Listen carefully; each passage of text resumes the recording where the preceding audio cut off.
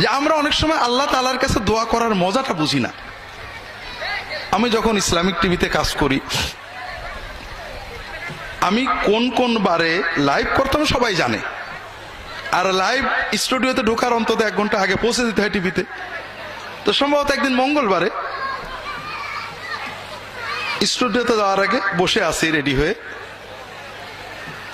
হঠাৎ 2 জন আসছেন, যতটুকু মনে আছে, যে স্যার আমাদের বাড়ি ঢাকাতে বিজয়নগরে, একটা বিপদে পড়ে আসলাম, আমার কিছু জমি আছে বিজয়নগরে, জমির দলিলগুলো একজন ডেভেলপারকে দিছিলাম, কয়েক কোটি টাকার সম্পত্তি, সেখানে হাই রাইজ বিল্ডিং করার জন্য।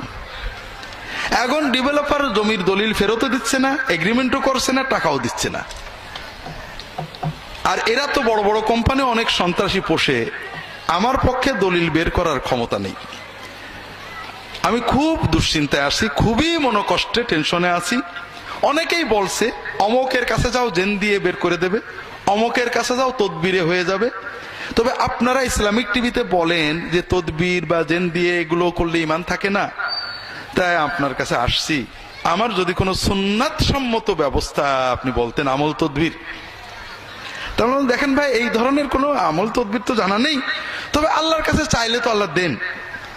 মানুষের বিপদ থেকে রক্ষা পাওয়ার জন্য, মানুষের জুলুম থেকে বাঁচার জন্য রাসূলুল্লাহ সাল্লাল্লাহু আলাইহি ওয়াসাল্লাম কিছু দোয়া শিখিয়েছেন, সুন্নত দোয়া।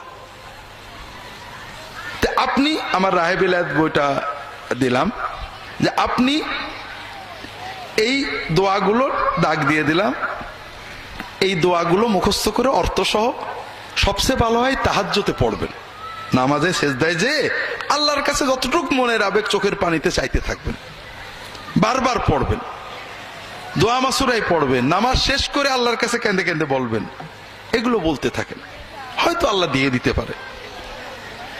এরপরে বিষয়টা মূলত আমি ভুলেই গেছি।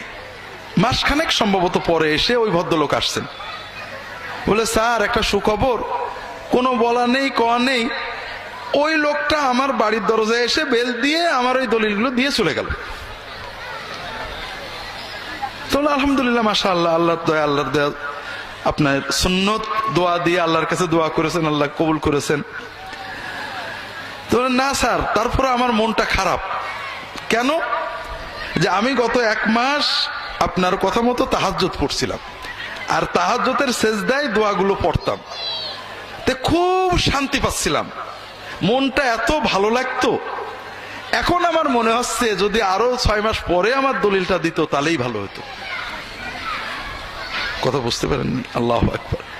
আপনি দলিলও পেয়েছেন, আল্লাহর ওলিও হয়ে গেছেন, আপনি আল্লাহর সাথে মহব্বতের প্রেমের মজা পেয়ে গেছেন, আপনি সব পেয়েছেন, ঠিক না? কিন্তু আপনি আমার কাছে এসে বসে থাকতেন, তাবিজ একটা নিয়ে যেতেন, আমার কাছে 1 লাখ টাকা দিয়ে যেতেন, আমি জেন চালান দেওয়ার কথা বলতাম, আপনি কিছুই পেতেন না।